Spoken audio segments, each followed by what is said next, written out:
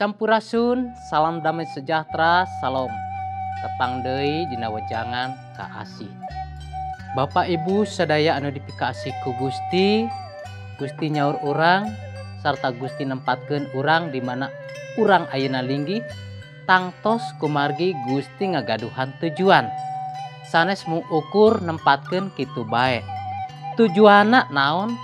Supados iman urang ka Gusti tumuwuh sarta ngakar sarta urang tiasa ngahasilkeun buah sarta buahna eta kangge kamuliaan Gusti. Bapak Ibu sadaya anu dipikasih ku Gusti, Gusti Yesus maparinan hiji perumpamaan perkawis tangkal anu teu buahan.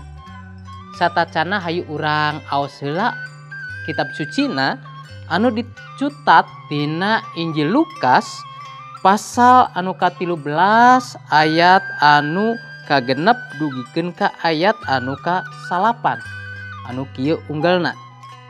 Geus kitu Yesus nyarioskeun ieu misil. Aya hiji jelema boga hiji tangkal kondang di kebon anggurna. Tuluy diilikan sugan aya buahna. Tapi teu manggih. Tuluy ngomong ka tukang kebonna, "Tenjo, geus 3 usum ieu tangkal kondang ku kami diilikan. Buahna teu manggih hiji-hiji acan. Tuar ngan nyeusepan taneuh bae." Sawios heula juragan sataun deui. Tembal tukang kebonna. Bade dikali sakurilingna dipasihan berak. Upami taun payun buahan atuh langkung sae. Upami angger teu buahan mangga tuar.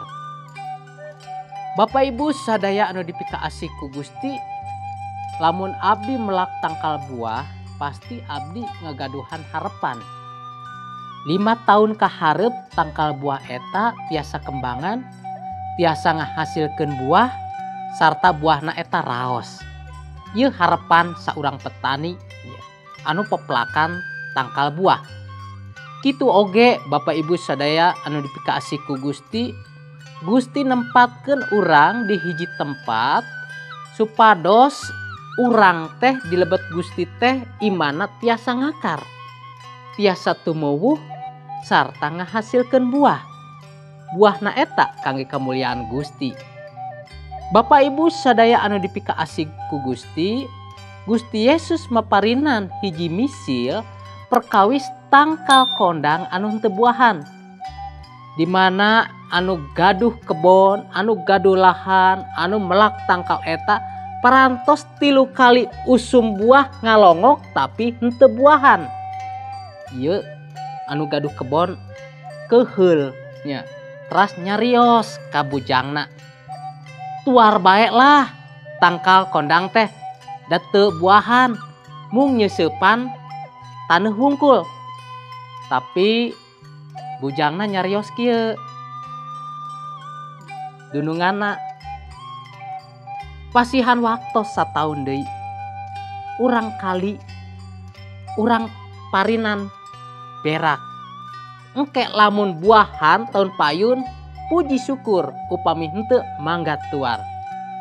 Bapak Ibu urang tiasa ningal kumaha Gusti teras maparinan kasempatan demi kasempatan kangge ngahasilkeun buah. Tangtosna urang salaku putra-putra Gusti aya 3 jenis buah. Anu kahiji buah pertobatan. Saparantosna urang percanten ka Gusti Yesus, ngiring ka Gusti Yesus, naha aya parobihan hirup dina diri urang atanapi teu aya. Upami teu aya panginten urang kalebet tangkal anu mandul. Terus anu kadua aya buah roh. Buah roh ieu tiasa ku urang ditinggal tina kitab Galata nya. Seueur pisan buah-buah roh. Buah-buah roh nya eta buah-buah anu dituyun ku Roh Suci. Tapi saupamina buah roh ieu henteu muncul dina kahirupan urang salaku putra-putra Gusti, ieu hartosna urang oge mandul. Teu aya parobihan sama sekali. Teras anu katilu aya buah jiwa-jiwa. Harteuna naon buah jiwa-jiwa? Hartosna nyaeta aya jiwa-jiwa anu disalamatkeun, anu ditepangkeun sareng Gusti Yesus. Ngalangkungan urang seueur jiwa-jiwa anu percanten ka Gusti Yesus.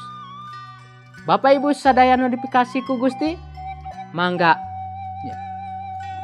urang introspeksi diri naha urang parantos ngahasilkeun buah saprakna urang percanten ka Gusti Yesus atanapi teu acan. Aya hiji hal anu matak pipaureun Bapak Ibu lamun urang henteu ngahasilkeun buah. Hal ieu dicutat tina Injil Lukas pasal 3 ayat anu ka-8. Kampak geus tarapi pikeun war tangkal tina akarna. Unggal tangkal anu goreng buahanana bakal dituar, dialungkeun kana seuneu.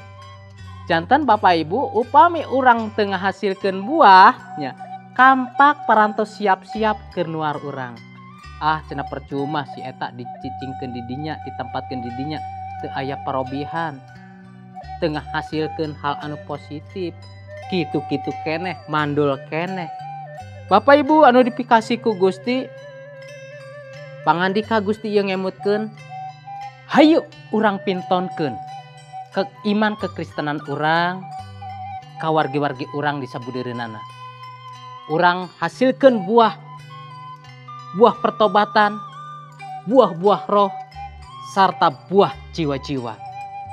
Eta buktosna urang teh tos tumuwuh, sarta urang moal kaancam dituar ku kampak. Janten urang pintonkeun iman urang, ngalangkungan buah anu dihasilkeun dina hasil karohanian urang. Hatur nuhun Bapak Ibu sadayana, hayu urang terus diajar bebenaran pangandika Gusti anu teras ngemutkeun urang sadaya. Urang bade ngadoa sasarengan. Gusti Yesus hatur nuhun, Gusti parantos ngemutkeun ka abdi-abdi sadaya supados iman abdi-abdi sadaya ngakar di paeunan Gusti, tumuwuh di paeunan Gusti, sarta ngahasilkeun buah kangge Gusti. Mangga Gusti pimpin hirup abdi-abdi sadaya, tuyun hirup abdi-abdi sadaya, sarta abdi-abdi sadaya tiasa ngamulyakeun nami Gusti, ngalangkungan buah-buah anu dikaluarkeun ku abdi-abdi sadaya. Hatur nuhun Gusti Yesus, hatur nuhun. Abdi nyanggakeun kahirupan abdi sadaya salajengna kadampa panangan Gusti, mangga ku Gusti diberkahan. Dilebet nami Gusti Yesus Kristus. Haleluya. Amin. Gusti Yesus ngaberkahan.